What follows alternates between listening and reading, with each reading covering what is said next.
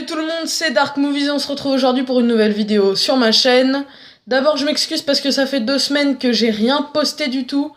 Je suis désolée, j'ai juste eu des petits soucis avec mon lycée, avec ma mère, surtout.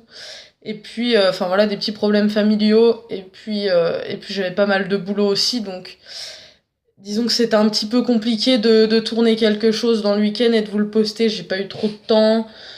J'ai vu pas mal de monde ces derniers temps aussi, donc ça a joué dessus, je pense. Bref, on va commencer. Aujourd'hui, je vais vous parler d'un film. Je vous en ai déjà parlé en plus, je crois, vite fait. Je l'ai évoqué. Halloween. Donc, voilà le coffret. Voilà, parce qu'en fait, pour celui-là, j'ai pas de DVD. J'ai que le coffret, donc je vais peut-être vous montrer l'intérieur. Alors, il y a Michael Myers enfant ici avec le couteau. Le fameux couteau, on va dire, et adulte avec toujours le fameux couteau. Enfin, le mec, à chaque fois qu'on le voit, de toute façon, il a un couteau. Donc, à un moment donné, voilà. Donc, film Halloween, la nuit des masques. C'est le premier. C'est celui dont je vous parle aujourd'hui. Sorti en 78. Réalisé par John Carpenter, un mec qui a fait pas mal de films d'horreur. Il a fait quoi? Il a fait The Thing, donc La Chose. Je sais pas si vous l'avez vu, moi j'en ai entendu parler, mais j'ai pas pris le temps de le regarder encore. Prince des Ténèbres et The Fog. Alors The Fog, je ne connais pas du tout. Si vous connaissez, dites-moi un peu si ça vaut le coup de le voir ou pas, parce que je ne sais pas du tout. Donc Halloween, c'était son 3e film. Voilà, et donc avec ça, il a créé le genre de film d'horreur qui s'appelle les slashers, que vous connaissez tous. Halloween en faisant partie, et Vendredi 13 aussi. Donc, dans Halloween, on retrouve Jamie Lee Curtis. Vous devez la connaître, elle a joué dans un film qui s'appelle Freaky Friday. Alors, je sais pas si vous étiez, enfin pour la plupart, si vous étiez né ou pas. Il est sorti en 2003. Oui, en 2003 à peu près. Début des années 2000. Et dedans, il y a Lindsay Lohan, c'est une jeune fille et sa mère qui échangent de corps. Enfin, vous regarderez la bande-annonce si ça vous intéresse. On retrouve aussi Donald Pleasence qui va jouer le rôle du docteur Samuel Loomis, qui est le médecin qui est censé s'occuper de Michael Myers. Et puis on retrouve aussi... Attendez, je regarde parce que cette vidéo est faite totalement à l'arrache. Et on retrouve aussi Tony Moran pour jouer le rôle de Michael Myers. Voilà. Parce qu'il faut quand même bien quelqu'un pour le jouer. Donc, cette histoire se déroule dans la ville d'Haddonfield, dans l'Illinois, c'est aux États-Unis. Je ne sais pas du tout où situer ça parce que je suis nulle en géographie, c'est une vérité historique. Donc, le film débute sur la scène d'ouverture, Michael Myers, 6 ans, avec un couteau, tue sa sœur, à coup de couteau, du coup. Voilà. Moi la première fois que je l'ai vu, vous me dites si vous ça vous a fait pareil, mais déjà ça me choque que à 6 ans, il ait déjà des soucis comme ça. Alors tu peux avoir peut-être des soucis mentaux, des problèmes mentaux, je sais pas, bref, on s'en fout. Tu peux les avoir tôt, mais peut-être, de là à tuer ta soeur à 6 ans quand même. Enfin, tu tues personne déjà à la base parce que ça se fait pas, mais... Enfin bref, moi ça m'a un peu choqué d'apprendre qu'il avait que 6 ans.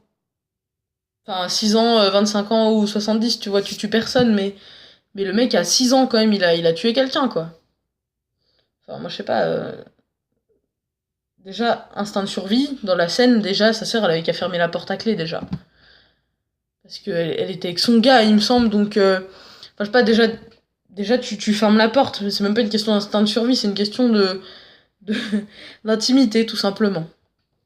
Bref. Donc il tue sa sœur à coups de couteau, alors qu'il a que 6 ans, le soir d'Halloween. Il est interné jusqu'à ce qu'il ait 18 ans. Non, 21 ans, pardon. Jusqu'à ce qu'il ait 21 ans, parce que la majorité là-bas c'est 21 ans. Et il est jugé. Et puis, du coup, il est transféré pour son procès, sauf qu'il réussit à s'échapper.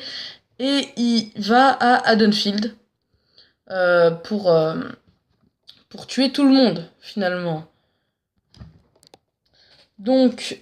il s'enfuit vers Haddonfield et puis en fait il va suivre un groupe de 3 jeunes filles Donc c'est 3 lycéennes.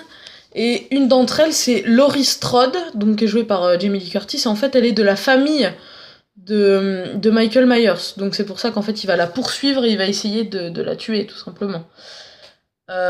Donc son psychiatre, donc le docteur Loomis, le poursuit, le cherche, etc. Et à un moment donné, alors personnellement, je trouve ça un peu tiré par les cheveux, mais j'ai envie de dire, il y a pas mal de films d'horreur où c'est comme ça, on a l'impression que le tueur est vraiment invincible. Laurie Strode se bat plusieurs fois avec Michael Myers au cours du film.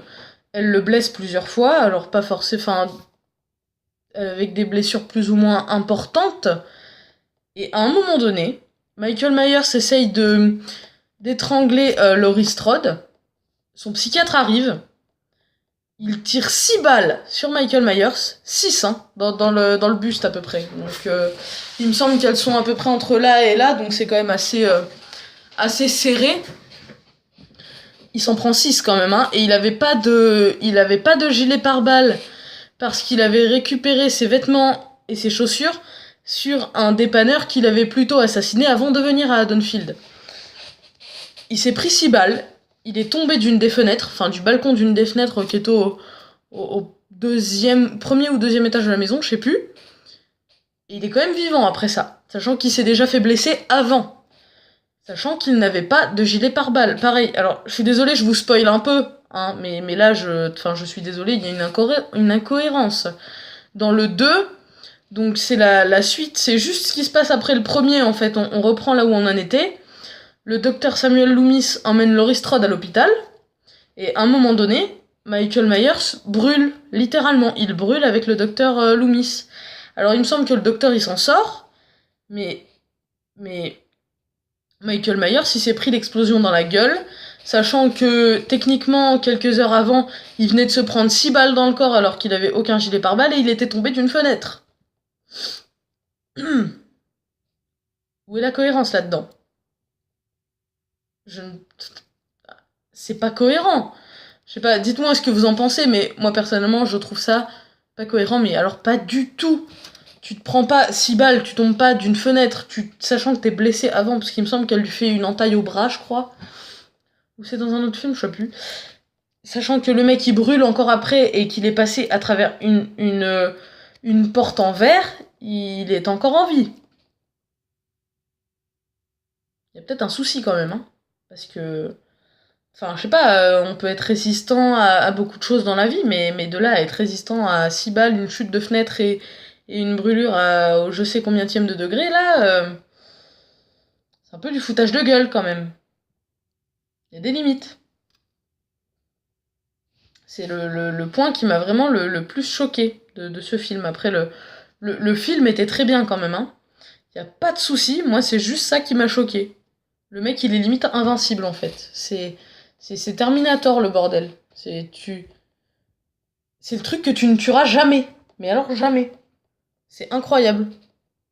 Et là, je suis en train de lire un truc. Ça me choque un peu. Ça dit, attendez, c'est où que j'ai vu ça ? Ah oui, voilà. Alors apparemment, selon certaines personnes, parce que je sais pas si vous le savez, mais c'est quand même... Enfin... Ah, c'est quand même un peu compliqué. En fait, l'histoire de ce film, elle est très compliquée parce qu'il y avait Il y avait pas trop d'images violentes ou gore dans ce film, j'avoue. Il y en a même quasiment pas, il me semble. Mais alors, il y a certaines personnes qui ont dit, après la sortie du film, là, que Halloween, donc le premier, là, La Nuit des Masques, celui dont je suis en train de vous parler, alors apparemment, il encouragerait le sadisme et la misogynie. À quel moment ? Expliquez-moi déjà, parce que c'est-à-dire que le sadisme, alors je vois pas trop où est le sadisme dans ce film, enfin dans ce slasher, parce que d'une manière ou d'une autre, si on le prend comme ça, sachant que dans ce film il n'y a pas vraiment de sadisme, ça veut dire que dans tous les autres il y en a aussi à ce moment-là, parce que celui-là il est pas, enfin moi je le trouve pas spécialement sadique, les autres je les ai pas trouvés sadiques non plus, mais à ce moment-là si celui-là on dit qu'il est sadique, alors pourquoi les autres le seraient pas non plus, j'ai envie de vous dire, je sais pas si vous voyez ce que je veux dire un peu. Mais enfin, pour moi, il est pas sadique du tout. En aucun cas, il y a quelque chose qui encouragerait le sadisme là-dedans. Puis enfin, la misogynie aussi. À quel moment ce film encourage la misogynie? Je veux dire, il y a quasiment aucune scène misogyne. Je crois que même qu'il n'y en a pas du tout. Ça fait un moment que je l'ai vu quand même, mais quand je dis qu'il y en a quasiment pas, c'est-à-dire que il y a quelques scènes qui pourraient peut-être, à certaines personnes, peut-être avec un esprit différent, que ça pourrait inspirer de la misogynie chez quelqu'un, mais il y a pas de scène misogyne, rien du tout. Dites-moi ce que vous en pensez un peu, parce que je sais pas, je vois pas le côté misogyne du film en fait. Je comprends pas. Bref. J'ai une anecdote à vous sur la critique du film à vous faire partager. Il y en a qui ont dit que ce film, parce qu'il est quand même sorti à la fin des années 80, apparemment, parce que lui, il a 21 ans, hein, donc il est jeune, c'est tout juste la majorité aux États-Unis. Pour certaines personnes, quand le film est sorti, il aurait dénoncé, enfin ça aurait été plus une critique sociale, il aurait dénoncé l'immortalité des jeunes dans les années 70, tout ça, en Amérique. Enfin, dans l'Amérique des années 70, vous voyez, à l'époque, tout ça. Sauf que, enfin, je pense que en étant jeune, on se sent tous un peu fort, enfin, entre guillemets fort, on se sent pas forcément. On se dit, ça peut pas m'atteindre de toute façon, des choses comme ça. Enfin, je sais pas si vous le dites, moi je me le dis des fois pour certaines choses. Mais à quel moment? C'est.